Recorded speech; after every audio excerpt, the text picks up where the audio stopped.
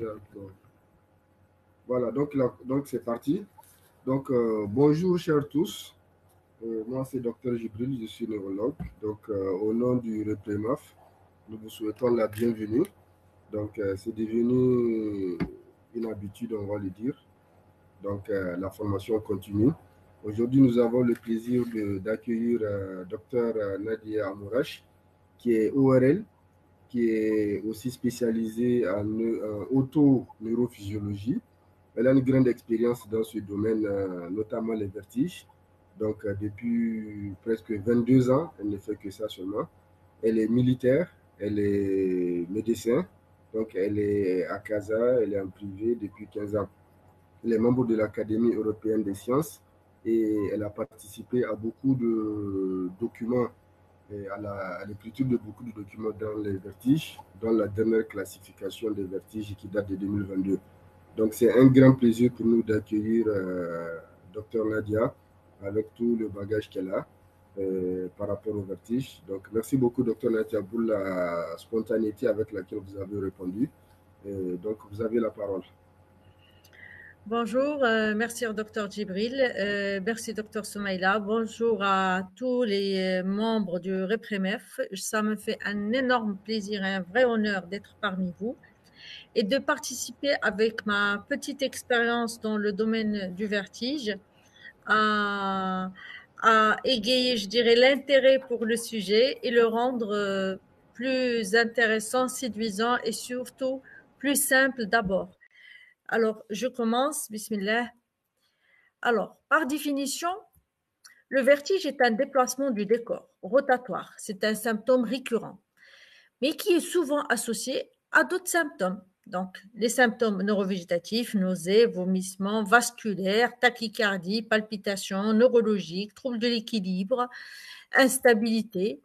Donc, c'est un diagnostic qui est souvent difficile, vu l'intrication entre vertige périphérique, central, vasculaire, psychologique. Tout s'intrigue et le domaine peut être entravé par, pour poser un vrai diagnostic parce qu'il y a un manque d'explication explicite. Chaque patient va parler différemment de sa symptomatologie et il n'y a pas des critères qui sont uniformes pour les divers troubles que le patient va percevoir. Donc, ça pose un vrai problème. Premier, c'est un problème de terminologie. La description vestibulaire telle que des étourdissements et des vertiges, donc est-ce que ça tourne, est-ce que ça ne tourne pas, les diverses significations du vertige que va se faire, que ce soit le patient, le médecin généraliste, l'interniste, le cardiologue, le neurologue, l'ORL, le gastro-entérologue, donc tous ceux qui vont voir le patient à un moment de son évolution, ils vont avoir une signification particulière de ce qu'ils voient devant eux. Donc, d'où l'intérêt d'avoir un fil conducteur de diagnostic et une classification claire. C'est ce qu'on va s'efforcer de faire aujourd'hui. Pourquoi? Parce que quand on est face à un patient vertigineux, les patients sont considérés comme très difficiles. Et c'est vrai, ils ont le droit d'être difficiles de par leur souffrance, de par la variété de la symptomatologie, de par où je vais, chez qui je vais, qu'est-ce que je devrais faire, et la gravité du symptôme, parce que le vertige est souvent associé à une sensation de mort imminente. Et cette complexité, est-ce qu'il s'agit d'une pathologie grave, pas grave, bénigne, maligne, vestibulaire, extravestibulaire? Donc, tout ça s'intrigue. Donc, il n'y a pas de bonne méthode comment approcher. Et on n'a jamais enseigné comment approcher le vrai patient vertigineux. Donc, auparavant, on parlait du vertige périphérique, vertige central. Donc, ça, c'est l'ORL, ça, c'est le neurologue, et puis c'est clair. Non, c'est faux. C'est pas ça, parce qu'il faut beaucoup plus. Il faut un travail de plusieurs équipes pour arriver à bien étayer un diagnostic d'une symptomatologie vestibulaire et d'une prise en charge adaptée aux patients. Donc, le premier pionnier, c'était Robert Barani. On lui doit, je dirais, tout ce qui a été fait dans le domaine vestibulaire. Il a eu le prix Nobel en médecine en 1914. Et depuis lui, il a étayé la symptomatologie vestibulaire. Et depuis, il y a eu une construction de classification depuis migraine vestibulaire, maladie de Ménière, et tout le monde parle du Ménière, du Prosper Ménière, alors que le Ménière ne représente pas plus de 9% des vertiges. Du vertige positionné paroxystique bénin avec amalgie, des vestibulopathies bilatérales, de triple PD. Donc, et chaque pathologie qu'on va décrire, on va avoir besoin d'un test instrumental. Et depuis quand un test instrumental est obligatoire pour donner une définition d'un vertige? Ça veut dire, est-ce qu'on va se baser sur une clinique? Est-ce qu'on va se baser sur une symptomatologie ou on va se baser sur des tests complémentaires, essentiellement l'exploration autoneurophysiologique? Et le grand souci, c'est que le système vestibulaire, ou le système, on l'appelle le sixième sens, c'est un système qui fonctionne complètement dans l'inconscient. Donc, on ne le perçoit qu'une fois qu'on est dans le dysfonctionnement. Donc, en sachant que c'est un système qui nous permet d'avoir une perception spatiale, donc quand tu auras une perception spatiale qui est dérangée, il nous permet de se stabiliser lors du mouvement. Il nous permet de stabiliser l'image sur la rétine, donc un bon contrôle du mouvement oculaire. On sait que les afférences, que ce soit l'oreille interne, le système vestibulaire, la proprioception, le visuel, le cortex vestibulaire, le cortex cérébral, vont nous permettre de faire une symbiose entre le perçu et l'analyser et avoir un organe effecteur efficace. Mais c'est un système, malheureusement, qu'on n'ira pas explorer systématiquement s'il n'y a pas de symptomatologie de dysfonctionnement. C'est pas comme une vision qu'on va avoir systématiquement pour contrôler notre vision. Je ne pense pas qu'on va faire une exploration vestibulaire pour voir si nos vestibules fonctionnent bien, alors comme ça, comme un examen visuel normal. Donc, ça veut dire qu'on n'a pas un état de prérequis, on n'a pas une carte d'identité de notre système vestibulaire avant qu'il ne tombe en panne. Et ça pose toute la difficulté parfois. Alors, on a besoin d'un fil conducteur. Le fil conducteur pour le diagnostic, c'est donner moins d'importance à une approche, s'appuyant surtout sur la qualité des symptômes, parce que plus il y aura des symptômes, plus on va se perdre dans des diagnostics un peu partout, je dirais, on passera du Ménière à la migraine à autre. Mais moi, je dirais, le plus important, c'est ce que David Newman Tucker a dit, il faut penser à chaque fois qu'on a un vertige ou un trouble de l'équilibre au titrate. Timing, triggers and target examination. Ça veut dire ces trois éléments. Le temps, la durée, le facteur déclenchant et l'examen qui aura l'efficacité à ce moment-là. Alors, et si on commençait par une anamnèse? La première, aux patients, qu'est-ce qui vous amène?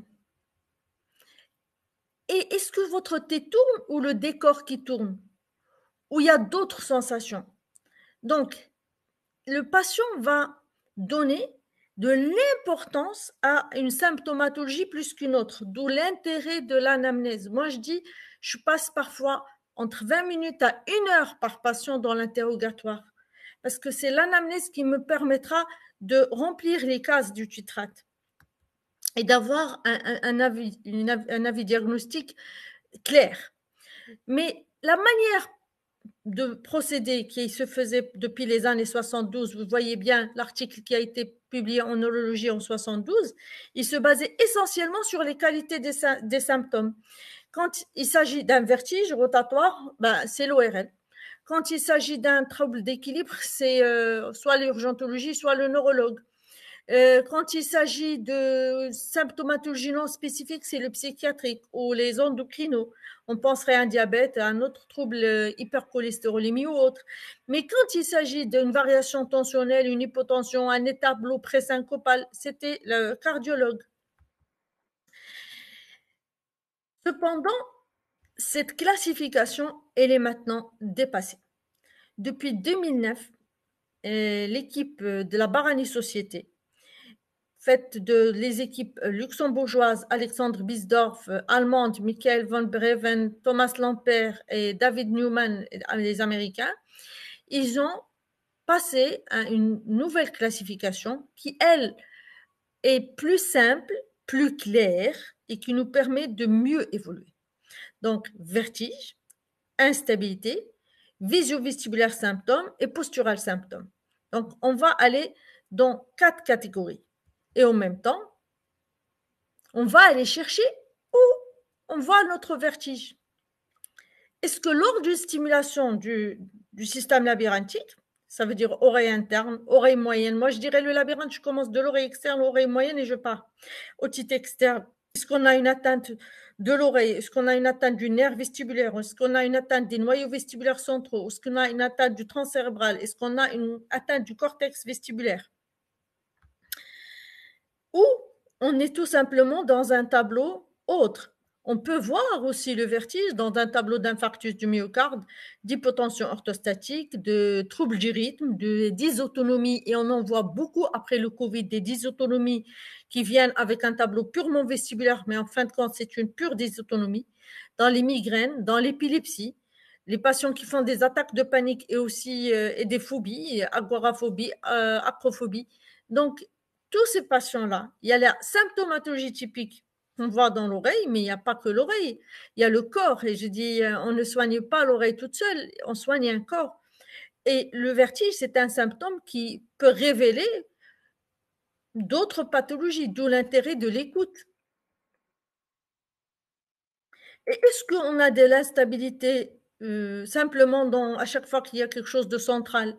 Ben non, on peut avoir même de l'instabilité dans des lésions typiques de l'oreille interne, dans le VPPB, dans les lésions aménières unilatérales ou bilatérales ou postnévritiques. Donc, le patient a le droit, puisqu'on ne sait pas son tableau dès le départ, comment il était normalement.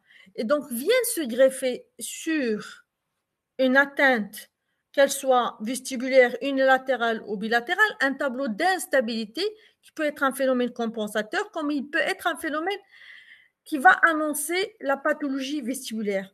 Donc, l'étourdissement, la pseudo-ébriété n'exclut pas l'oreille interne. C'est pas parce que vous avez un tableau d'étourdissement ou de tanguay que vous n'avez pas un problème d'oreille interne, vous avez un autre problème. Non. On peut avoir un tableau purement d'instabilité dans un vertige d'oreille interne. Donc, est-ce que chaque symptôme est spécifique pour une étiologie? Ça veut dire, si on va dire, ou d'un organe, si on va dire, ah, il y a une surdité, il y a une acouphène, il y a un vertige rotatoire, ça veut dire on est systématiquement dans un ménière. Ou bien on va dire, il n'y a pas de surdité, il y a un vertige rotatoire aigu, un orage dans un ciel serein, c'est une névrite. Non, ça a changé parce qu'on n'a pas qu'une névrite. On peut avoir d'autres problèmes qui sont annoncés comme un vrai tableau de névrite. D'où la symptomatologie n'est pas toujours spécifique d'un organe. Elle peut être présente dans plusieurs atteintes et même dans d'autres organes indépendamment de l'oreille interne. Alors, comment on va s'en sortir? Comment on peut faire un lien entre symptômes et la maladie? Ben, tout simplement, on va essayer de penser temps. Le temps que dure une crise, le temps du symptôme, le temps, est-ce que c'est un phénomène qui a duré 5 minutes, 10 minutes, quelques secondes, 1 heure, 2 heures, 3 heures, 72 heures? Et déjà, on va commencer à étayer nos diagnostics et utiliser par catégorie. Et là, on rentre dans quelque chose de très important. Dans cette classification internationale qui a été établie dernièrement au mois de mai 2022, on a 4 éléments principaux sur lesquels on va se baser. Quand on parle du symptôme, on parlera du vertige rotatoire, de la pseudo-ébriété, des troubles de l'équilibre, de la présence ou l'absence de nystagmus, de la présence ou l'absence d'oscillopsie, est-ce que le réflexe vestibulo-oculaire est présent ou pas? La deuxième couche qu'on utilise, est-ce qu'on est dans un phénomène aigu, épisodique ou chronique? Et est-ce que, en troisième couche, est-ce que c'est une atteinte vestibulaire typique? C'est-à-dire on est dans un ménière ou une névrite ou une labyrinthite ou une automastoïdite ou on est dans une symptomatologie vestibulaire, mais d'une autre pathologie, indépendamment de l'oreille interne et du système nerveux, qu'il soit central ou périphérique. Et la quatrième couche sur laquelle on se base, quel est le mécanisme fondateur derrière l'apparition de ces vertiges? Est-ce qu'on est devant un patient qui a une maladie inflammatoire? Est-ce qu'on est devant un patient qui a une génétique? Par exemple, les patients de famille migraineuse. Est-ce qu'on est devant un patient qui vient d'avoir un traumatisme crânien, une chute, un barotraumatisme, une gifle, une vague, ou bien on est dans un terrain vasculaire, diabétique, hypertendu. Donc, si on respecte ces 4 couches, on arrive déjà à voir symptômes aigus, épisodiques ou chroniques. Est-ce que c'est typique de l'oreille ou indépendamment de l'oreille? Et quel est le mécanisme fondateur? Donc, la classification, elle a pris un temps assez important et ils ont commencé en 2009 pour avoir le travail final en 2022. Donc, il y avait le cadre nosologique, il y avait la classification de la migraine, il y avait les nouvelles classifications et on va voir ça au fur et à mesure. Et surtout, je ne veux pas rentrer dans des formes, je dirais, je veux rendre la chose plus simple. C'est pourquoi je vous transmets l'essentiel. Donc, on a parlé du vertige, de l'internal vertigo, de l'instabilité ou des sinus, du vestibulo-visual symptôme et des troubles de l'équilibre au postural symptôme. Et là, on va voir dans l'internal vertigo, est-ce qu'il est spontané ou il est déclenché? J'ai un mouvement interne qui est déclenché par un changement de position, par un mouvement de tête ou par le mouvement des yeux ou par un bruit extérieur, ou par un valsalva intense, quelqu'un qui au moment où il va tousser et le même moment où il va voir un vertige interne, orthostatique ou autre. Parce que chacun de ces éléments-là va nous orienter dans un diagnostic très précis.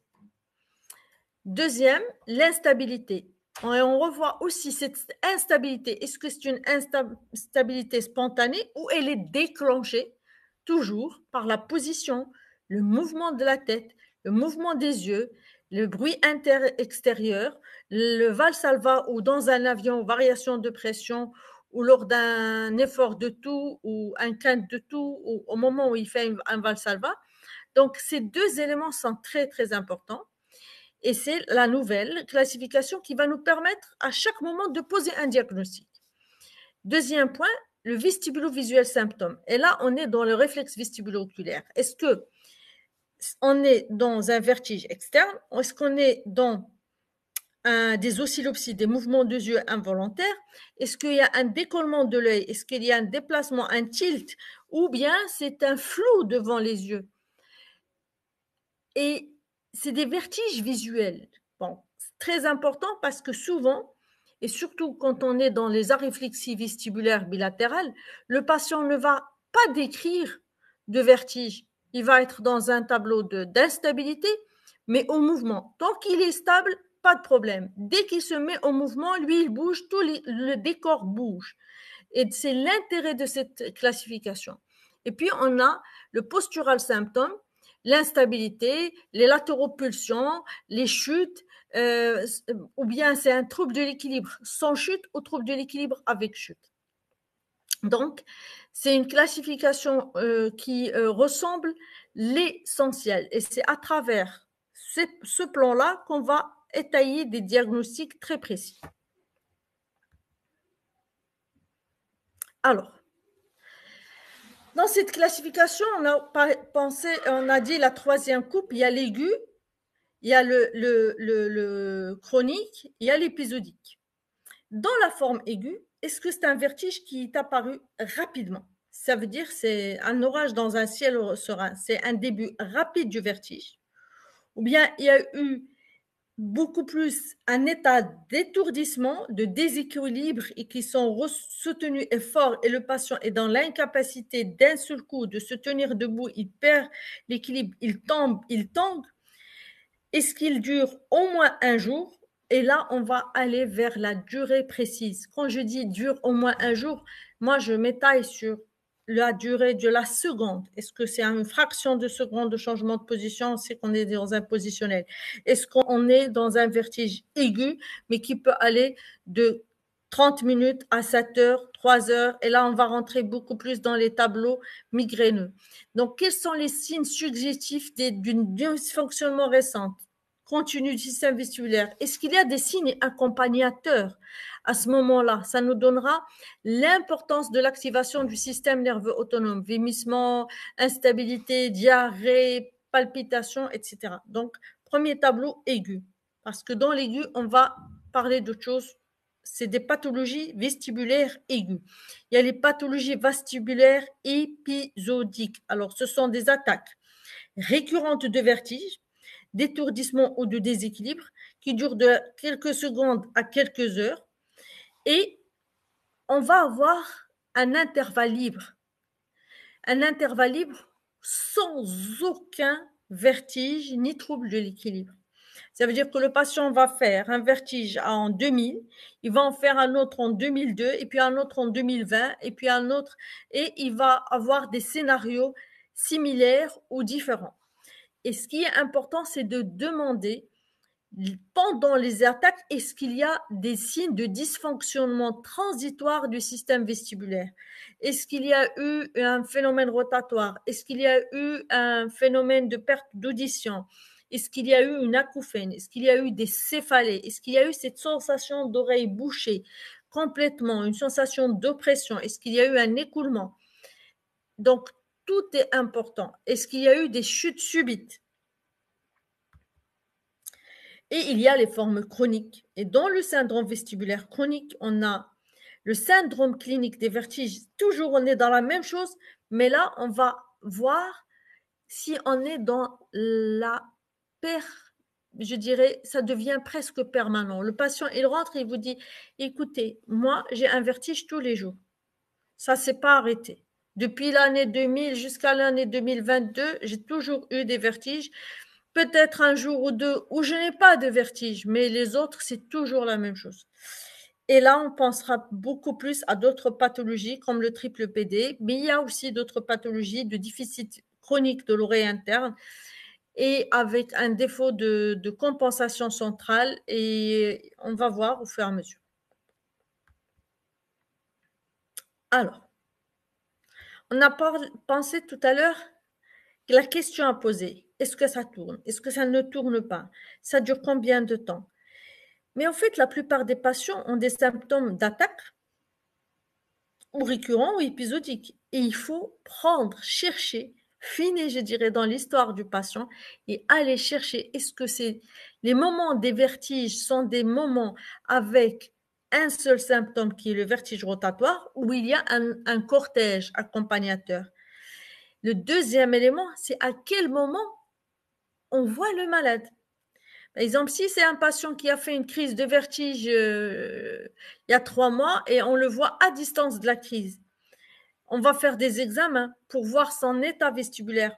Mais à quel moment les examens doivent être réalisés et à quel moment ils ont été réalisés dans l'histoire du patient? Parce que c'est important. Un patient qui est en phase de crise n'est pas un patient indépendamment de la crise, parce qu'il va évoluer vers la guérison, soit spontanée, soit de manière progressive, soit il a déjà récupéré. Mais quand on est comme des tableaux présyncopales ou on est dans des tableaux de névrite aiguë, à un intervalle de 3 mois, 6 mois, on n'est plus dans la même symptomatologie. Donc, c'est très important d'écrire dans le rapport du patient à quel moment on l'a examiné par rapport à sa première crise. Et je considère que c'est très important que chaque confrère qui examine le patient date le nom, prénom, la date de l'examen et le moment du début des symptômes. Parce que cette évaluation, elle va changer dans le temps. Et pour ne pas se bourrer dans les diagnostics, et c'est ça le souci parfois, ah non, tu n'as pas un Ménière, non, non, tu as qu'un VPPB. Eh ben non, il se peut qu'il fasse une migraine vestibulaire, il fait un syndrome pressionnel de l'oreille, et maintenant il fait un VPPB. Le premier ne s'est pas trompé, et le deuxième ne s'est pas trompé. C'est tout simplement une évolution dans le temps. Donc, qui documente et rapporte si l'examen a été fait durant une phase symptomatique ou asymptomatique et l'intègre dans sa conclusion. Ça, c'est très important et ça rentre dans les critères, je dirais, de suivi. Alors, quand on a un tableau de syndrome vestibulaire aigu, on a un ensemble de diagnostics qui se posent devant nous. Soit on est dans une labyrinthite, qu'elle soit infectieuse, bactérienne, inflammatoire, auto-immune, soit on est dans une névrite vestibulaire, qu'elle soit aussi infectieuse, virale, bactérienne, tableau méningitique ou même une sclérose en plaques qui va commencer par un tableau de névrite. On peut être dans un AVC qui soit central ou périphérique. Est-ce qu'on est en aigu dans une vestibulopathie traumatique, un traumatisme de l'oreille interne avec fracture du rocher, ou bien un simple barotraumatisme? Donc, une intoxication, et mon Dieu, il n'y a pas que les intoxications de monoxyde de carbone ou de médicamenteuses, il y a même les stupéfiants. Et donc, l'aigu, on a essentiellement de l'aigu. Donc, on pensera toujours à des possibles de maladies aiguës ou inflammatoires ou vasculaires ou traumatiques et toxiques. Donc, prime. Quand on pense à l'épisodique, et moi, je dirais, c'est plus simple de poser l'aigu que l'épisodique et le chronique. Parce que l'épisodique, il faut aller chercher. Parfois, le patient, il rentre et vous dit, non, non, mais non, le vertige, il date de 2 jours. Vous êtes sûr, vous n'avez jamais fait de vertige quand vous étiez petit? Ah non, mais ça date de longtemps. Mais racontez-moi. Ah ben oui, mais j'en ai fait un quand j'avais 6 ans, j'arrivais pas à tourner dans un manège. Et après, quand je montais l'avion, et là, on rentre dans les malformations de l'oreille interne. On peut être dans une déhiscence du canal semi-circulaire, dans une fuite labyrinthique ou autre. Donc, l'épisodique, il faut le chercher, je dirais. Il faut vraiment le chercher. La migraine vestibulaire, le vertige paroxystique positionnel bénin, la maladie de Ménière, les paroxysmes vestibulaires, les AIT, qui peuvent toucher les structures des noyaux vestibulaires centraux, les dysautonomies, les troubles du rythme, tout ce qui est cardiovasculaire, un tableau épileptique. Important de demander s'il y a une perte de connaissance ou pas. À chaque fois qu'un patient fait un syndrome vestibulaire récurrent épisodique, est-ce que vous êtes conscient ou inconscient? Est-ce que vous avez perdu la conscience un laps de secondes? Très important cette question. Parce que parfois les patients ils trouvent simple, mais oui ça tournait. Et puis je m'en rappelle pas. Mais est-ce que vous étiez présent et conscient? Et ça changera tout à cette réponse. Un vertige ne donne jamais un état d'inconscience. Il n'y a jamais de perte de connaissance dans un vertige, même le plus aigu et le plus intense en rotation. Il y a toujours un état d'esprit présent. C'est difficile, mais il est conscient. L'inconscient, on passe au neurologique, en épilepsie, on passe au cardio, surtout les infarctus et autres. Et on va voir. Bien sûr, il y a le terrain psychologique du patient. On le sent, on le voit. Et le patient vous dira non, mais ça tournait. Et j'étais dans un grand magasin en train de faire des courses, et puis ça m'a pris d'un seul coup. Et est-ce que vous aimez faire les courses? Ah non, non, moi, j'aime pas faire les courses. Je reste toujours accrochée à mon caddie. Donc, il y a les agoraphobies, les peurs des grands espaces. Il faut chercher et maintenir cet élément en tête. Mais je dirais que c'est les diagnostics les plus probables dans les formes épisodiques. Le mal de transport. Le mal de transport ou le motion sickness, maintenant, est devenu une entité à part entière dans le diagnostic du vertige. Et là, sans traitement adapté. Il y a aussi les effets secondaires des médicaments. Et il y a énormément de médicaments autotoxiques pour l'oreille interne. On connaît l'Agenta, la streptomycine, mais il y a les anti-inflammatoires non stéroïdiens. Docteur, je suis partie, on m'a fait une injection au niveau du genou et je me suis relevée le matin avec un gros vertige. Est-ce qu'il y a un rapport? Ben oui, il y a un rapport d'autotoxicité. Les femmes, surtout les hormones. Une patiente, elle a un déficit canalaire, elle me dit je prends que du Climastan, mais c'est un traitement hormonal. Et le traitement hormonal a un effet secondaire vestibulaire. C'est écrit dans toutes les fiches. À chaque fois que vous voyez une fiche d'un médicament, vous allez voir que le vertige fait part des effets secondaires. Mais est-ce que cet effet secondaire peut atteindre le système vestibulaire au point d'entraîner un déficit constant ou inconstant? C'est l'important de savoir la dose du médicament, la durée d'utilisation du médicament et par la suite d'aller explorer et de faire la part de la relation de cause à effet. Après, les syndromes vestibulaires chroniques. Et quand on est dans le chronique, on est dans du sérieux. C'est toujours du sérieux, mais on est déjà dans ma tête. Un patient qui rentre, j'ai toujours un vertige et un trouble à la marche haute. Je pense à la pathologie de dégénérescence, pathologie tumorale, les neurinomes de l'acoustique, les aréflexies vestibulaires bilatérales, les séquelles post-AVC, un patient âgé qui a fait plusieurs mini-AVC, il s'en est même pas rendu compte, au point où il marche et titube. Et puis après, rentrent les troubles psychologiques ou comportementaux de certaines manifestations. Mais on verra, il y avait des études qui ont été publiées sur les atteintes vestibulaires bilatérales. Et quand on a une atteinte vestibulaire bilatérale, un ménière bilatéral, une aréflexie vestibulaire bilatérale, les troubles psychologiques font part prenante je dirais, du cortège clinique du patient. C'est démontré, il y a une atteinte du système limbique, il y a un défaut qui s'installe et c'est des patients qui sont très, très, très empathiques, mais en même temps très anxieux. Et ils ont peur de tout et ils pensent qu'au pire. Donc, il faut choisir ses mots quand on veut parler à un patient qui a un déficit vestibulaire ou un syndrome vestibulaire. Donc, on a vu les 3 tableaux, aigu, épisodique, chronique, mais l'important à décrire, que ce soit dans le vertige, dans le dizziness, dans le vestibulaire oculaire ou dans le postural symptôme, le facteur déclenchant des symptômes. Ces 6 points, il faut les retenir par cœur. Est-ce que c'est un symptôme qui se déclenche au mouvement?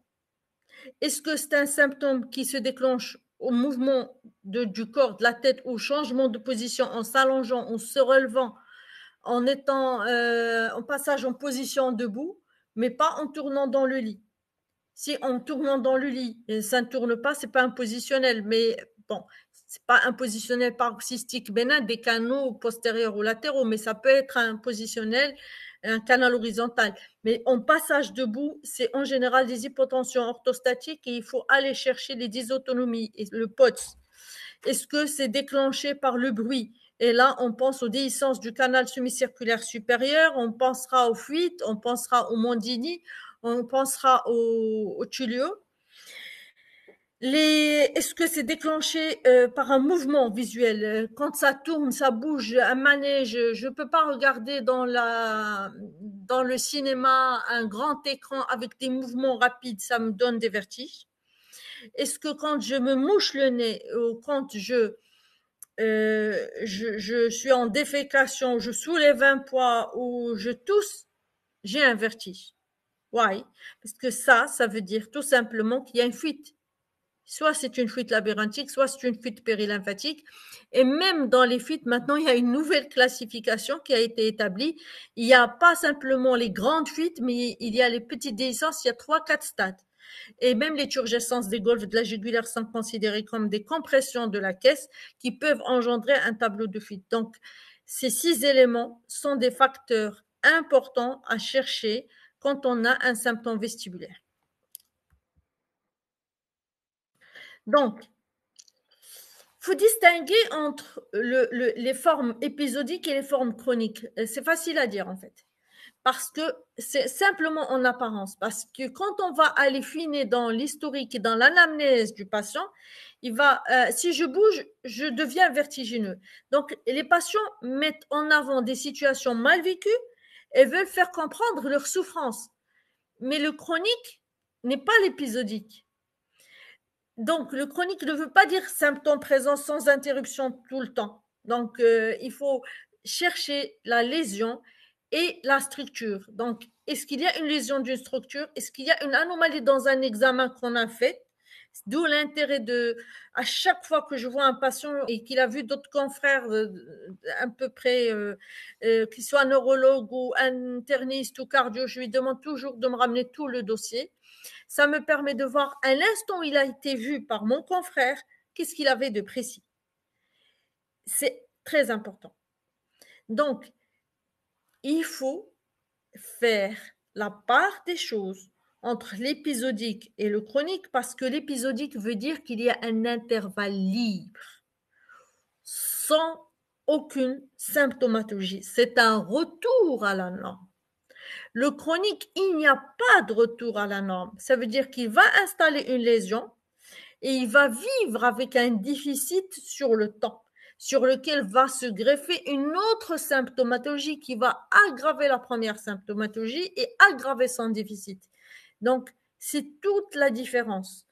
Quelque chose qui s'installe de manière épisodique, on est dans des pathologies typiques. Le chronique, on est dans d'autres pathologies. D'où l'intérêt, je dirais, de l'anamnèse et d'aller voir le dossier du malade s'il veut bien nous ramener toutes les informations.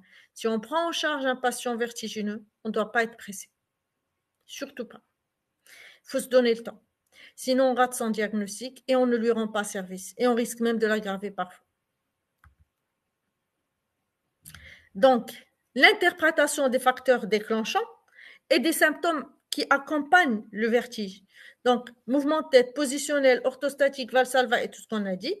Et c'est le plus important, quel est le facteur qui a déclenché le vertige et les symptômes qui ont accompagné. Donc, c'est très important. Des signes neurovégétatifs, nausées, vomissements. De l'acouphène, sensation de pression de l'oreille, baisse de l'audition. On se situe à ce moment-là essentiellement dans l'oreille interne. Maux de tête, douleur de nuque. Moi, les maux de tête, les céphalées, et à chaque fois que j'ai un patient qui a une céphalée et qui a le cou bloqué, je ne pense pas au torticolis spasmodique de la lié à un positionnel. Je pense systématiquement au vasculaire, une dissection de l'artère vertébrale, un problème d'anévrisme ou dissection de la carotide ou autre. Donc, maux de tête et nuque, il faut faire très attention. L'anxiété qui accompagne.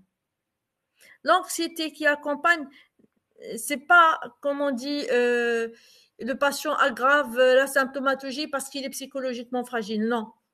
L'anxiété, elle accompagne parce que pour lui, c'est un changement, c'est un avant et un après. Et le patient, il a vraiment peur. Ça a été décrit comme une sensation de mort imminente. Et aller faire l'examen neurologique détaillé et chercher est-ce qu'on est dans un tableau d'AIT, d'AVC ou de migraine. Je fais un examen neurologique systématique. Je suis ORL, mais je fais systématiquement l'examen neurologique parce que c'est très important. Donc, en conclusion, devant un ensemble de symptômes, à quoi on doit donner de l'importance? Le titrate, le temps, le facteur déclenchant et le moment de l'examen. À quel moment l'examen que j'ai devant moi a été fait? Qu'est-ce qui a été trouvé? Une calorie qui a été faite, un audiogramme qui a été fait, un VHIT, un VEMPS, un scanner, une IRM, tout. À quel moment il a été fait? Catégoriser les patients par 3 aigus, épisodiques ou chroniques. Et en cas de syndrome épisodique, il faut toujours documenter dans le dossier du malade à quel moment de la phase se trouve ce patient. Est-ce qu'il est dans une phase d'accalmie complète où il récupère 100% ou non, il est dans une phase aiguë où il est en train de revenir à la norme.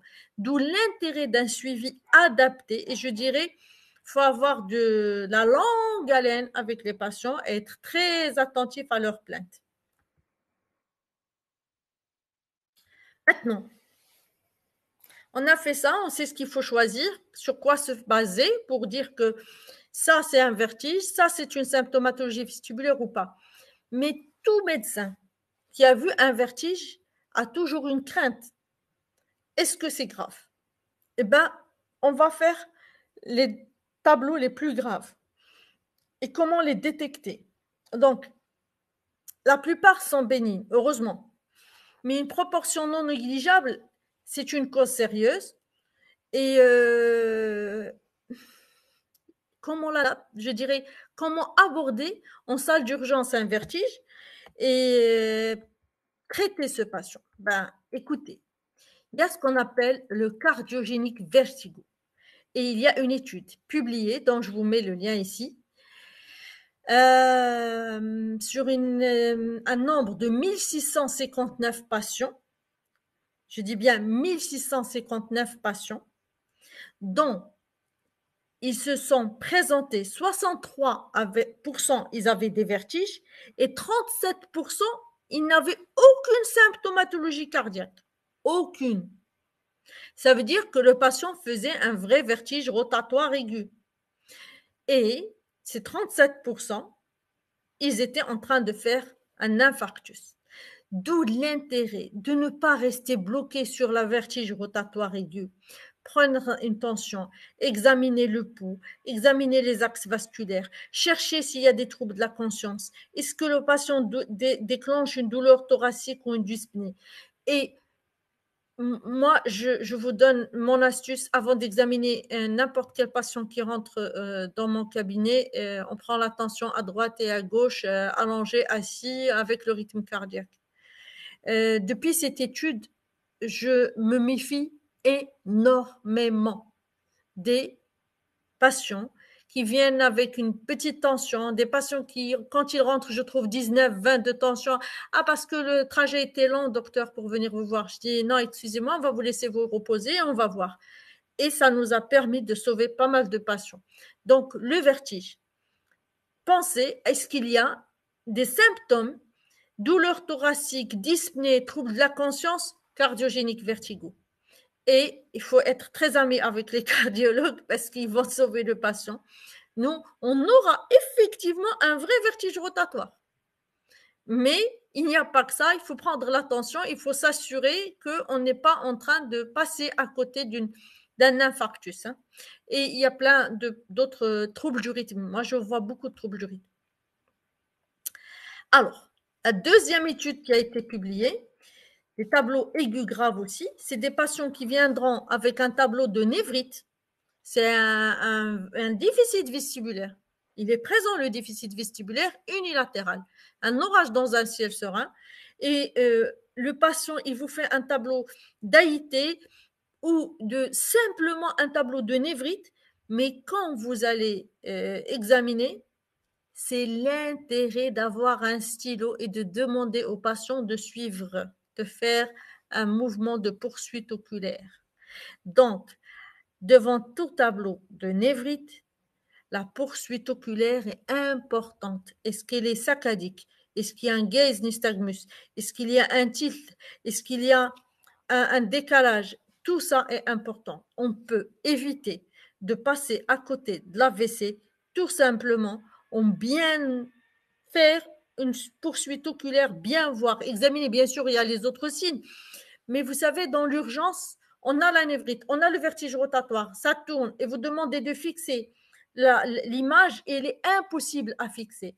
Donc, c'est un nystagmus qui ne s'arrête absolument pas et il ne s'arrête pas à la fixation oculaire. Secondo, vous essayez de faire des examens de regard droit, regard gauche et vous voyez le décalage complet, vous avez un beau tilt et on est devant un tableau de névrite. Maintenant, devant ces tableaux qu'on n'a pas envie de rater, est-ce qu'il y a un moyen? Est-ce qu'il y a un moyen, à notre disposition, sans, on n'a pas d'IRM à disposition, on n'a pas un centre d'exploration autoneurophysiologique bien fait avec toute l'exploration, et je ne veux pas rater le diagnostic de mon malade. Sachez que vous avez à portée de main vos mains et vous pouvez poser un diagnostic avec vos propres mains. C'est le HANDS. Donc, vous voyez, c'est une étude publiée. Tout patient qui a un tableau de vertige aigu, pensez à faire ce que j'ai dit, le titrate, le timing, le trigger et l'examen. Voir au moment où vous examinez le patient la poursuite oculaire, la stabilité, la présence ou non de signes auditifs, la présence ou non de troubles neuromusculaires, de la proprioception, un réflexe vestibulo-oculaire et le HANT, vous avez bien vu que c'est un test oculomoteur qu'on fait au lit du patient qu'il est beaucoup plus sensible qu'en IRM, en diffusion au moment de l'atteinte. Ça veut dire à l'accès. Avant que les lésions ischémiques ne s'installent, ben, vous avez tout simplement besoin de vos mains et de faire un Head Impulse Test. Prendre la tête du patient et secouer, comme ce qu'on fait dans le VHIT. Si on a le luxe d'avoir un VHIT, moi je considère que si on doit avoir un test d'exploration pour le vertige dans un cabinet, que ce soit d'un neurologue ou d'un ORL, c'est le VHIT. Parce que c'est ce qui nous permet toujours de ne pas passer à côté d'une atteinte centrale et surtout ne pas passer devant un vrai déficit. Hein. Donc, c'est très précis. Et donc, là, vous avez vos mains. Là, le mouvement va vous permettre de voir est-ce qu'il y a une stabilité ou il y a un glissement. Et là, ou une skew deviation. Ça veut dire l'œil monte et se décale. Est-ce qu'il y a un tilt? Ce test-là, avec vos mains, dans votre cabinet, généraliste, interniste, vous avez déjà, est-ce que c'est grave ou pas? Mais il faut apprendre à le faire et surtout, pas trop rapidement parce que j'ai pas envie d'avoir des sections des carotides, toujours dans la douceur, mais dans la précision. Et ça vous donnera un diagnostic tout de suite. Vous n'avez pas besoin d'avoir 1500 instruments. Faire un hand test bien fait, ça vous élimine déjà la gravité. Même quand on fait le Head Impulse Test, on sait déjà si on a un déficit unilatéral ou bilatéral. On sait déjà est-ce que c'est périphérique, je dirais, ou central. On sait s'il y a une fuite ou pas, est-ce qu'il y a une lésion ou pas, parce que le mouvement des globes oculaires va vous permettre de voir précisément le côté atteint s'il existe. Hein. Mais le hands, il a, et je reviens marche arrière, vous l'avez vu, ça permet de faire un diagnostic d'un AVC en phase aiguë d'une atteinte vestibulaire. Vous êtes dans un tableau de vertige aigu, mais vous êtes dans un AVC et pour ne pas le rater, faites le hands et puis c'est tout.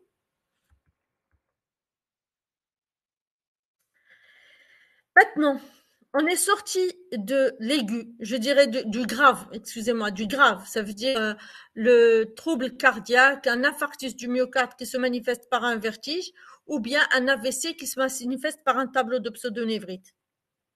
Eh bien, ça veut dire que les causes périphériques ne sont pas dangereuses. Faux. Faux.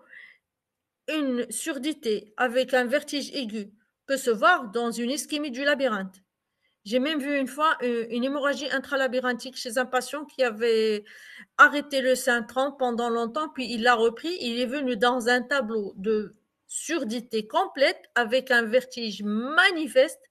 Et quand je fais l'IRM, je trouve une hémorragie du labyrinthe. Et je ne l'oublierai pas parce qu'on n'a rien pu faire pour lui et on n'a pas pu récupérer malgré tout. Hein. Donc, vous avez les mastoïdites bactériennes et les risques de phlébite. Donc, cherchez s'il y a une infection de l'oreille, une otite chronique, une otite moyenne chronique, un cholestéatome mal soigné, surinfecté, une méningite carcinomateuse. Il faut bien examiner l'oreille. On ne peut pas faire un examen vestibulaire, je dirais un examen du vertige sans pas examiner l'oreille très, très bien. Donc, comme on examine le système neurologique, on examine les pertes crâniennes, on fait la stabilité, on voit la motilité, on voit s'il y a de la présence ou l'absence des réflexes tendineux, on doit faire un examen d'oreille. Et l'oreille, voir s'il y a un tampon perforé ou pas, infecté ou pas, les antécédents de l'oreille, est-ce qu'on est dans une infiltration carcinomateuse du rocher ou une méningite? Tout dépend du terrain. Mais il ne faut pas dire que c'est parce que c'est périphérique, c'est pas grave. Donc, maintenant, si on passe aux tableaux qu'on va voir, je dirais, qui sont très, très, très récurrents et qui sont très intriqués. C'est la maladie de Ménière en premier lieu et la migraine. Eh bien, le Ménière nous joue des tours et la migraine nous joue des tours. Et le problème, c'est que, je dirais, ce terme, ils sont tombés amoureux l'un de l'autre et ça devient de plus en plus difficile. En fait, il n'est pas controversé que la migraine peut produire du vertige, avec un aura, avec des paroxysmies, même depuis l'enfance. Quand vous voyez un enfant, premier diagnostic chez un enfant qui fait un vertige, en éliminant les tumeurs de la fosse cérébrale postérieure et l'épilepsie, c'est la migraine, surtout quand on est dans un tableau de migraine. Et la migraine, elle va nous mimer tous les tableaux vestibulaires. Donc, c'est dit, et la question est plutôt jusqu'où s'étend le spectre des manifestations vestibulaires de la migraine. La migraine peut donner un syndrome vestibulaire épisodique typique comme Ménière. Elle peut vous donner un VPPP récurrent. Elle peut vous donner des vertiges positionnels et pas paroxystiques bénins. Elle peut vous donner des orthostatismes. Donc, la migraine, elle nous a joué pas mal de tours et elle a été à l'origine de tout le changement de cette classification. Donc, les amis neurologues, vous connaissez bien la migraine, mais il y a la classification. Maintenant, on dit vestibulaire migraine définie, ça veut dire précisé avec cet ensemble de critères que j'ai face à moi. Au moins 5 épisodes avec des symptômes, 5 épisodes de migraine avec des symptômes vestibulaires d'intensité modérée à sévère qui durent de 5 minutes à 72 heures. B. Antécédents actuels ou passés de migraine sans ou avec aura, selon la classification de la Société de migraine, neurologie de migraine. Absence de meilleure explication pour un autre diagnostic vestibulaire avec les phases de céphalée. Donc A, B, C. Un ou plusieurs phénomènes migraineux accompagnent au moins 50% des épisodes vestibulaires. Les patients vous diront céphalée avec au moins 2 des caractéristiques suivantes. C'est une localisation unilatérale, pulsatile, intensité modérée à sévère à la douleur, aggravation par les activités physiques de routine, la photophobie, la phonophobie, l'aura visuelle. Donc ça, on est dans un tableau typique de la vestibulaire migraine. Ok? Donc ça, c'est la forme définie. Moi, je dirais, je pose systématiquement la question, est-ce que vous avez les parents qui sont migraineux, les sœurs, les frères? Est-ce que le moment où vous avez commencé à avoir le vertige, vous avez eu mal à la tête avant 24 heures, 48 heures, le même jour? Ah non, moi, Doliprane, je l'ai tout le temps, j'ai tout le temps des migraines. Et faire la part entre céphalée pressionnelle et migraine. Mais quand on connaît bien les critères de la migraine, c'est plus simple. Parfois, le patient ne vous parlera pas du tout du migraine. Il ne vous parlera que du symptôme vestibulaire. Mais ça, c'est les formes probables. Au moins, vous aurez 5 épisodes avec des symptômes vestibulaires d'intensité modérée à sévère qui durent de 5 minutes à 72 heures, ou des patients qui ont des antécédents de migraine ou de phénomènes migraineux durant l'épisode. Ça veut dire qu'ils ont fait des migraines. Il y en a qui vous diront, j'ai déjà fait des migraines de l'âge de 16 ans à 30 ans, puis je n'en ai plus fait et j'ai commencé à faire des vertiges. Donc, il faut tenir en tête cette information. Et parfois, il n'y a pas d'autre explication à la symptomatologie que fait le patient. Il a des céphalées, mais pas avec cette chronicité, ni avec ces critères épisodiques. Donc, est-ce que le diagnostic de migraine vestibulaire est un diagnostic qui est stable dans le temps? This is the question. Quand j'ai dit ils sont tombés amoureux, le Ménière et la migraine, il y a une étude de 75 patients qui a été faite sur une durée d'à peu près 10 ans. Ils ont fait un suivi longitudinal et ils ont pris 47 cas de Ménière, de migraine vestibulaire définie. Dans le temps, 85% sont restés des vraies migraines vestibulaires et 15% se sont transformés en maladies de Ménière bilatérales.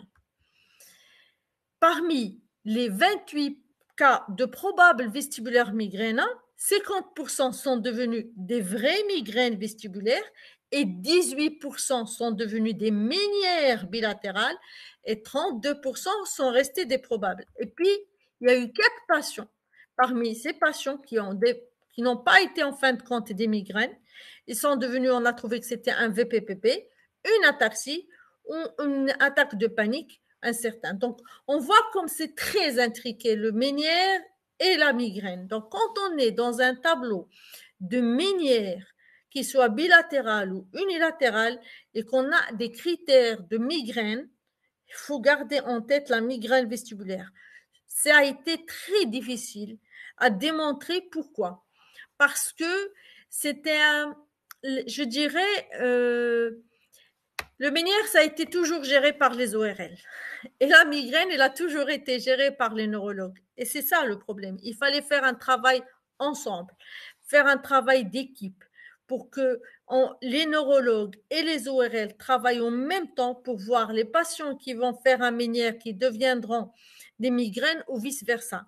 Et ça a été fait le jour où on a commencé à faire des injections de gentamicine dans les oreilles des patients méniériformes et qui ont des ménières ou des ménières établies avec surdité 40-50 décibels, avec des vertiges récurrents, chroniques, épisodiques. Et on voyait certains patients, après les injections, redevenir parfaits, sans aucune crise vertigineuse, et d'autres qui continuaient, malgré ces injections qui ont été faites une fois, deux fois, trois fois, quatre fois, à refaire des crises vestibulaires. Et c'est là on a découvert que ces patients n'étaient rien d'autre que des patients migraineux. Et le traitement anti-migraineux a permis de soigner leurs crises vertigineuses. Donc, d'où l'intérêt d'un travail en collaboration. Un, deux, de ne jamais aller faire des injections de gentamicine systématiquement chez des patients qui ont un tableau de Ménière avant d'avoir éliminé une migraine vestibulaire. Et là, je vous parle d'un tableau du pur chronique, je dirais. Et si on veut parler de la chronicité, c'est le persistant postural perceptuel des ANS. C'est un vertige postural perceptuel. Je dirais, c'est les patients les plus difficiles à soigner. Mais pourquoi? Parce que c'est des patients qui ont déjà eu des antécédents de pathologie. Donc, on va voir les critères qui ont été établis par la Barani Société pour le persistant postural perceptuel des ANS. Un ou plusieurs symptômes comme étourdissement, déséquilibre ou vertige non rotatoire, mais qui sont présents la plupart des jours durant au moins 3 mois. Les symptômes sont présents sans provocation particulière, mais sans et forcés par 3 facteurs. Plus le patient va rester debout, plus il va se sentir tangué. Pas par les mouvements actifs ou passifs, indépendamment de la direction. Ce n'est pas parce qu'il tourne à droite ou il tourne à gauche ou qu'il va devenir instable ou mal, avec un état de mal-être. L'exposition à des stimuli visuels qui bougent ou sont complexes. Des troubles sont provoqués par des maladies causant du vertige, du déséquilibre ou étourdissement. Ça veut dire que pour moi, c'est des patients en fait qui ont déjà fait une pathologie vestibulaire. Ils ont fait même un VPPB ou ils ont fait une névrite et qui n'ont plus rien fait et qui vont continuer à avoir cette symptomatologie. C'est comme une irritation du système nerveux périphérique en fait, mais c'est pas le système nerveux périphérique, c'est comme les atteintes du système nerveux autonome. Et les patients, ils vont garder je dirais, une cicatrice qui fera qu'ils ne vont jamais redevenir normaux. Et c'est des patients qui vont être très, très, très mal parce qu'ils vont avoir un handicap significatif. Et c'est les plus difficiles à soigner parce que on n'a aucune lésion, ni neurologique, sous le coude. On n'a pas de bilan vestibulaire anormal. On n'a pas de trouble auditif. Tout est redevenu normal. Ils ont fait un épisode, tout est redevenu normal, mais eux, malgré la rééducation, malgré tous les médicaments, vont garder cet état-là. Alors, quand on va terminer la présentation, si vous voulez, on peut en discuter des astuces qu'on a trouvées pour ce type de patient qui n'est pas moindre, mais qui reste un vrai challenge pour l'ORL, le neurologue ou les cardio, ou toute personne qui s'intéresse aux troubles de l'équilibre et du vertige. Maintenant, si vous permettez, je vais vous donner la classification telle qu'elle a été faite. Et voilà. Donc, quand on parle de l'internal vertigo, un vertige interne, est-ce qu'il est spontané? Primo. Est-ce qu'il y a un mouvement? Est-ce qu'il est déclenché par le mouvement ou il n'est pas déclenché par le mouvement? Secondo. Quelle est la chose quel est le facteur déclenchant du vertige, le trigger vertigo. Qu'est-ce qui a déclenché ce vertige? Un changement de position? Est-ce que c'est un mouvement rotatoire persistant ou transitaire? Ça veut dire ça arrive, ça disparaît. Est-ce qu'il est persistant avec une rotation ou sans rotation? Est-ce que c'est un vertige qui est déclenché par le mouvement et toujours, est-ce qu'il y a un mouvement rapide ou pas? Est-ce que ça tourne, ça ne tourne pas? Est-ce que c'est lié à un mouvement des yeux? C'est parce que j'ai bougé, c'est en faisant ce mouvement-là que j'ai eu un vertige, d'accord? Est-ce qu'il y a eu une rotation ou pas? Est-ce que ça a été déclenché par un bruit? J'étais devant un feu rouge et la voiture a klaxonné et là, oui, tout de suite, j'ai eu un vertige rotatoire où j'ai vu un vertige mais qui n'est pas rotatoire. Ça veut dire que je me sentais flotter systématiquement après. Valsalva ou sans Valsalva, est-ce que quand j'ai tout simplement éternué, après, j'ai eu un vertige interne? L'orthostatique, bien sûr, c'est en passage en orthostatique, j'ai eu un vertige ou pas de vertige. Et puis, d'autres facteurs qui peuvent déclencher le vertige. Chacun a une symptomatologie qui lui est propre dans le 7e point. Mais en général, les 6 premiers sont les plus fréquents. L'instabilité, est-ce qu'elle est spontanée ou elle est déclenchée? Si elle est déclenchée, on retrouve toujours les 6 points. Est-ce qu'elle est déclenchée par la position? Est-ce qu'elle est par le mouvement de la tête? Par le visuel? Par le sound? Par le valsalva du nez? Ou en raclant la gorge ou en toussant? Et est-ce que c'est orthostatique ou autre? Alors, le vestibulo-visuel symptôme, est-ce que c'est un facteur externe? Ou bien c'est des oscillopsies, tout bouge. Et plus je bouge ma tête, tout bouge. Et plus je bouge ma tête et je pars en regard à droite ou à gauche, ça va aller plus. Est-ce que c'est un décollement de la vision ou bien c'est un décalage entre les deux globes oculaires avec une vision perçue? Parfois, on a des patients qui ont une diplopie. Mais tant qu'il a pas la diplopie, je dirais, par atteinte neurologique typique. Non, ça, c'est en faisant un mouvement précis qu'on va déclencher un décalage des yeux. Pas systématique. Alors, postural symptôme, est-ce que c'est une instabilité? Est-ce que c'est une latéropulsion vers la droite ou vers la gauche, vers l'antérieur ou vers le postérieur? Est-ce que c'est une instabilité avec chute, sans chute? Donc, ça, c'est, je dirais, la base de cette étude, de cette classification, c'est de revoir les vertiges différemment, de les classer, je dirais, dans un ordre qui nous permet tous d'avoir le même langage. Et chacun des spécialistes, quand il va voir le malade, il doit dire à quel moment il a vu, et quand il va le voir, il va essayer de remplir ces 6 cases, je dirais. Est-ce que c'était un vertige interne ou pas? Est-ce que il y a eu une instabilité ou pas? Est-ce que ça a été déclenché par telle chose ou pas? Et en fonction de cette classification, la Barani Société, ils ont essayé de donner un moyen diagnostic clinique en premier lieu, et pour parler tous le même langage et définir les choses par leur propre nom et qu'on ait un commun discours. Je vous remercie. Je sais que c'est pas tout parce que le vertige, je dirais, c'est une spécialité. Je me suis permise de commencer par la classification, la nouvelle classification de la Barani Société pour dire qu'il y a eu quand même un changement dans la perception du vertige. Auparavant, on parlait vertige interne, vertige externe. Maintenant, ça a complètement changé. Je vous remercie et je suis à votre écoute. Merci.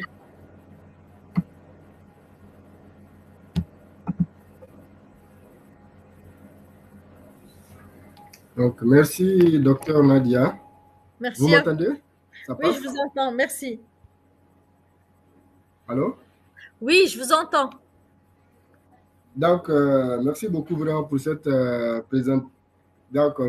présentation très, très, très fouillée, très intéressante, très innovante, qui nous fait sortir des présentations classiques Merci encore pour le partage de la nouvelle classification Merci à vous. qui nous avons vu était en cours de développement depuis des années et qui aboutit finalement en 2022. Donc, merci beaucoup. Pour le moment, je n'ai pas enregistré de questions. Il y a le professeur Faisal Alferi qui a fait un joli texte pour vous. Merci Donc, beaucoup. nous le remercions beaucoup. Merci. Moi, ma première question irait, vous avez parlé de ça tout à l'heure. Avant, on parlait des syndromes post-vertigineux, les patients qui, après les vertiges, tout est normal, on fait le bilan, mais qui continuent à percevoir ces vertiges-là et qui parasitent vraiment leur vie. Donc, ils ont une vie très gênée, donc tout le temps, il y a la sensation de vertige. Donc, par rapport à ça, quelle est la nouvelle classification? Qu'est-ce que vous en faites de ces types de patients? Alors, merci, docteur Djibril, pour votre question. Et c'est les persistants perceptuels designers. Auparavant, on parlait de syndrome postural phobique. C'est des patients qui vont faire des crises de vertige, qu'elles soient névritiques ou inflammatoires ou autres, ou mécaniques, et qui vont garder cette peur, je dirais, c'est une angoisse persistante de refaire la première crise de vertige parce que ça reste mémorisé. Hein. Et donc, moi et une équipe, on a travaillé sur comment faire une nouvelle donne. Donc, on a trouvé que la rééducation, en rééduquant le système vestibulaire, à le faire travailler dans la perception d'espaces différentes. C'est surtout le virtuel. On travaille avec un système de rééducation virtuelle. Ça permet à ces patients de dépasser cette angoisse du mouvement, cette angoisse de ce qui bouge. Et on a souvent aussi utilisé certains antidépresseurs, mais à petite dose, à toute petite dose. Donc, par exemple, la fluoxétine à petite dose, la paroxétine à petite dose, ça a aidé. Mais je dis, c'est un challenge. C'est des patients assez qui demandent vraiment beaucoup de travail. Hein. D'accord, merci. Si on peut revenir, parce que tous les propos a tourné autour de ces de ces de ces quatre mots. Il y a le vertige, il y a le dizziness, et puis il y a Oui, le visio. Donc, vestibulaire. voilà, est-ce que vous pouvez revenir sur la description sémiologique de ces quatre entités? Parce que tout va dépendre de la compréhension vraiment de ces quatre entités pour ne pas les mélanger, on va dire. Oui, mais c'est la nouvelle classification, elle se base sur ces quatre entités. Première chose, en avant, si je me permets, auparavant, on disait que le vertige, c'est une affaire d'ORL. Et les neurologues disaient que c'est une affaire de neurologues. C'est faux. Le vertige n'est plus un travail de l'ORL tout seul ou du neurologue tout seul. C'est un travail multidisciplinaire, cardiologue, kiné, neurologue, ORL, interniste, spécialiste du système nerveux autonome. Donc, ce n'est plus l'ancienne classification. On est dans un travail de groupe. Et si on ne travaille pas en groupe, on ne peut pas soigner les patients. Ça, primo, parce que j'ai vu l'approche pluridisciplinaire dans un message de professeur Ferry. Deuxième élément, c'est quand on parle du vertige, le vertige perçu comme un vertige rotatoire, il faut arriver à dire j'ai un vertige rotatoire. Est-ce que je vois le décor bouger ou c'est moi qui bouge à l'intérieur? Ça, primo. Secondo, que ça soit extérieur ou intérieur, on le note dans une case. Et les facteurs qui ont déclenché le vertige rotatoire ou même le vertige interne, il faut voir. Est-ce que c'est la position? Est-ce que c'est le valsalva? Est-ce que c'est le bruit?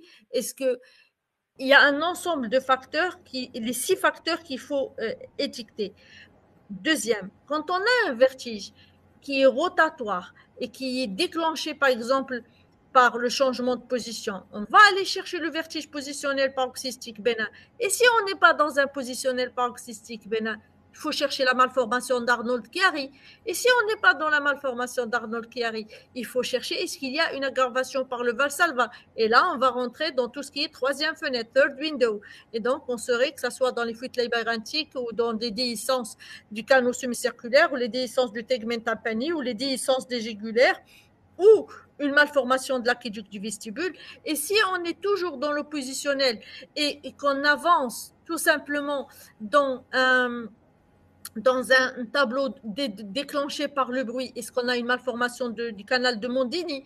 Est-ce qu'on est dans un traumatisme qui a fait que le traumatisme est passé dans l'enfance et qu'on a une petite brèche qui est méningée ou une brèche dans le conduit auditif interne qui continue à nous donner des problèmes? Est-ce qu'il y a un pneumolabyrinthe dans le scanner? Donc ça, c'est toujours à chaque fois qu'il y a de la rotation. Le deuxième élément, c'est voir l'instabilité et quand il y a cette instabilité, est-ce que cette instabilité, sans mouvement, il n'y a pas de vertige rotatoire, mais c'est une instabilité qui se déclenche, une sensation d'être étourdi, d'être comme quelqu'un qui a bu un verre de plus ou quelqu'un qui n'arrive pas à se tenir debout, il est vaseux. Mais on va aussi chercher dans cette circonstance la présence de ces 6 éléments que j'ai décrits. Et de là, on va arriver tout simplement dans le cas typique. On va aller chercher est-ce qu'il y a des pathologies déficitaires, dégénératives, est-ce qu'il y a moi je dis l'instabilité, toujours je vois la marche, c'est très important, faire marcher le patient. Quand le patient marche, yeux ouverts, yeux fermés, vous avez déjà stabilité, dynamique, statique, mouvement de tête, sans mouvement de tête. On peut faire les tests canalaires, vestibulaires sans appareil, tout simplement en bougeant la tête d'un patient et de le faire marcher, yeux ouverts, yeux fermés. Et là, on va voir tout ce qui est déficit du système postural. On va voir tout ce qui est déficit quand on a des atteintes myogènes, quand on a des déficits des réflexes ostéotendineux avec une instabilité, avec un déficit vestibulaire associé. On pensera systématiquement à une pathologie neurodégénérative. Ou bien on peut être aussi dans un tableau d'un neurinome de l'acoustique. Souvent, le neurinome de l'acoustique ne va pas donner systématiquement une perte auditive au départ. Il va vous donner un trouble de l'équilibre qui s'est installé dans le temps. Après viendra se greffer le reste de la symptomatologie. Parce que malheureusement, moi je dis, heureusement, l'être humain, il est riche en symptomatologie. On n'est pas tous pareils. Chacun a sa manière de présenter la maladie. Si c'était aussi simple de dire qu'un Ménière, c'est une acouphène, déficit auditif et vertige rotatoire aigu qui dure 2 à 3 heures, ça aurait été magnifique. Les patients, ils rentrent, on leur dit, vous faites ça, vous faites pas ça, rentrez chez vous, on n'a pas de soins pour vous, vous n'êtes pas malade. L'importance de cette symptomatologie, c'est qu'elle nous a permis d'aller chercher en plus profond les différentes pathologies. Quand on parle du vertige visuel, ça n'a jamais été décrit le vertige visuel jusqu'à cette classification. Parce que les oscillopsies, elles faisaient part tout simplement des troubles neurologiques. Mais on n'a jamais allé chercher chez les ORL pourquoi le patient va faire une oscillopsie. Parce qu'il y a une irritation des noyaux vestibulaires centraux. Et donc, la fixation de l'image sur le rétine ne se fait pas. Quand vous avez une aréflexie vestibulaire bilatérale, le patient est dans l'incapacité de stabiliser ses yeux dans une poursuite oculaire. Ça part, vous avez une nystagmus horizontale qui se décale systématiquement. Et quand on parle au syndrome postural, quand on parle au postural typique, là, on rentre dans tout ce qui est postural phobique, mais on rentre aussi dans tout ce qui est trouble de posture, on rentre dans tout ce qui est troubles, que ce soit les troubles neuromusculaires périphériques, quand vous avez aussi quelqu'un qui a une scoliose avec un problème plantaire au niveau des pieds, il va pas faire un vrai vertige, il va vous faire un syndrome postural. Mais lui, pour lui, c'est un vertige. Parce que c'est ce qu'on disait au départ, la terminologie, et chacun décrit son problème qu'il vit comme étant un vertige, mais c'est pas toujours le vertige tel qu'on le perçoit, le vertige rotatoire aigu, il prend en charge certaines pathologies et pas d'autres. Donc, cette manière de classer les symptômes et d'étayer, je dirais, il a permis de donner des nominations et bien sûr un suivi à chaque type de patient et ne pas laisser les gens en souffrance. C'est surtout ça.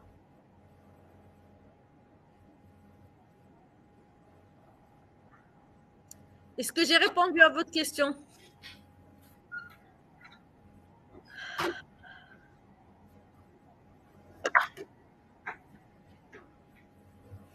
Alors, D'accord.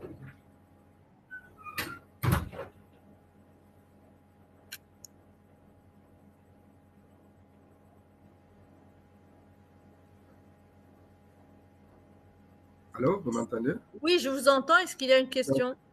merci beaucoup. Donc, il y a le professeur Elferi qui dit, comme nous changeons de paradigme, nous devrons changer aussi de mentalité. Quelle approche allons-nous donc, quelle approche alors donc pour une approche multidisciplinaire? Oui, mais Donc, c'est ce que comme, voilà. c'est ce que j'ai dit. J'ai dit que le vertige n'est plus une affaire d'une seule spécialité. Le vertige est devenu un travail en collaboration. Moi, je travaille pas toute seule. Il y a beaucoup de maladies cardiovasculaires. Le système nerveux autonome est notre premier système qui réagit au vertige. Mais parfois, le système vestibulaire lui-même paye les pots cassés du système nerveux autonome. Donc, les cardio et les rythmos et les spécialistes du système nerveux autonome vont être, je dirais, des collaborateurs directs. Les kinés sont des collaborateurs directs, les physiothérapeutes des collaborateurs directs, les internistes aussi, parce que le système vestibulaire fait part, bien sûr, de la sphère ORL et du système ORL, et les manifestations de un bon nombre de maladies auto-immunes, de maladies inflammatoires et de vascularites va commencer en premier lieu par le système vestibulaire et l'oreille interne. Donc, on doit travailler avec ses confrères, avec nos confrères, bien sûr, les neurologues et ses parties prenantes. Savoir à chaque fois qu'on a un patient qui fait un vertige, mais qui en premier lieu vous parle d'une perte de connaissance initiale, soit on n'a pas le droit à l'erreur, c'est le neurologue qui doit prendre le relais. Savoir passer la main, moi c'est ce que je dis, il faut savoir passer la main et travailler en collaboration.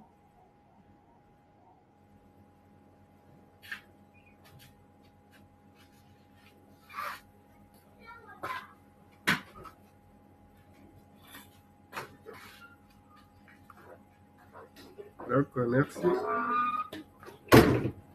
Nous avons une question. Oui. Donc, quelle est votre expérience des vertiges épileptiques en termes de fréquence dans vos cohortes, les vertiges épileptiques? Oui, les vertiges épileptiques, c'est vrai qu'ils sont rares. Ils sont rares, mais il y en a. Et comme j'ai des amis, en fait, je travaille beaucoup avec les amis neurologues au Maroc et je suis fière d'avoir adhéré systématiquement à la Société marocaine de neurologie. Euh, les vertiges épileptiques, j'en ai vu chez les enfants et, euh, et même chez les adultes, mais je dirais que les vertiges épileptiques, ils vont avoir un tableau qui mime, je dis bien, qui mime la migraine vestibulaire. D'où l'intérêt de faire les tests d'exploration autoneurophysiologique, surtout moi je dis le VHIT est magique. Le VHIT nous permet d'avoir une idée précise sur le fonctionnement périphérique et en même temps central. Et donc, il nous élimine ce qui est périphérique de ce qui est central. Et le plus important, c'est qu'on arrive à juguler les vertiges périphériques. Moi, je dis bien, les vertiges épileptiques, ils miment la migraine vestibulaire. Ils la miment. c'est pas très fréquent, mais il la mime. Donc, il faut avoir un peu d'expérience pour savoir dire ça, c'est épileptique et ça l'est pas. C'est surtout la durée de temps et surtout, est-ce que le patient, il est conscient, il n'est pas conscient de la crise?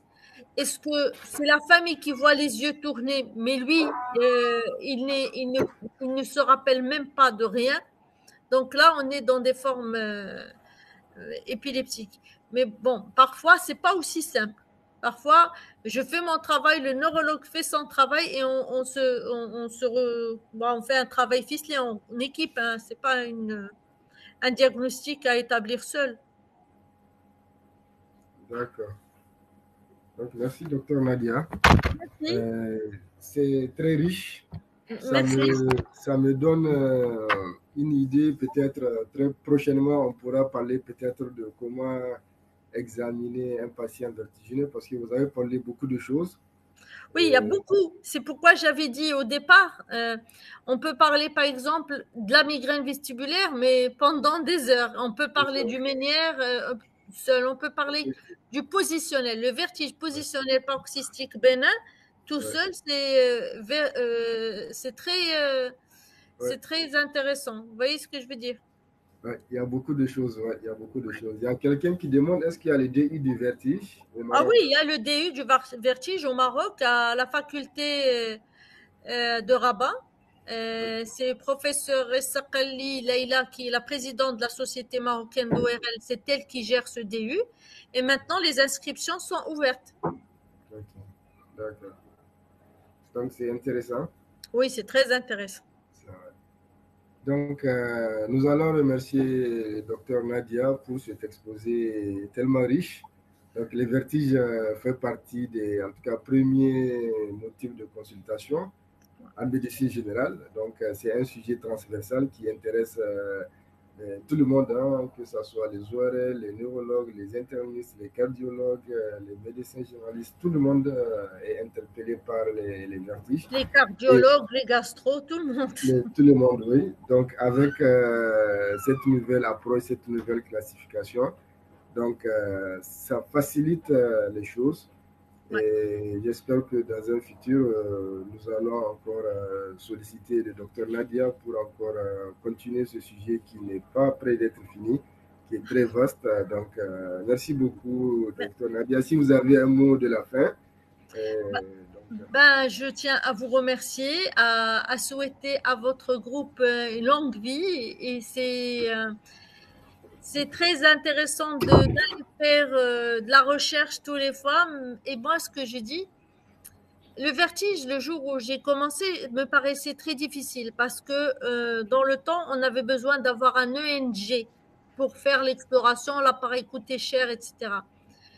Mais depuis les années 90 aux années maintenant 2020-22, les choses, elles ont beaucoup changé. Et cette classification, elle a facilité les choses. Je dirais, il faut que chacun de mes confrères, dans toutes spécialités confondues, quand il entend un vertige, qu'il ne le prenne pas comme un état de psychose ou comme un malade difficile, qu'il essaie d'aborder le patient selon cette classification de la manière la plus, je dirais, intéressante pour poser un diagnostic et aider le patient. Et je suis là, je suis prête à transmettre tout ce que je sais à mes confrères. C'est un réel plaisir d'être parmi vous.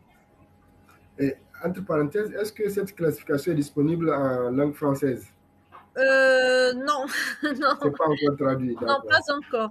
Pas Donc, encore. c'est déjà en C'est 2020. pourquoi j'ai pas voulu traduire. Je parlais parce que je n'ai pas, j'aime pas donner vous savez, la traduction n'est jamais, Fiable, ouais. voilà. Donc, Justement, c'est correct. mais on va le faire. On va le faire. On va le D'accord. Donc, merci beaucoup. Nous remercions également tous les participants qui sont tout le temps là pour encourager REPREMAF. REPREMAF qui est le réseau pour la promotion de la recherche en Afrique. Donc, merci beaucoup à tous. Donc, rendez-vous très prochainement. Merci. Donc, merci beaucoup. Au revoir. Okay, merci. Au revoir. Au revoir.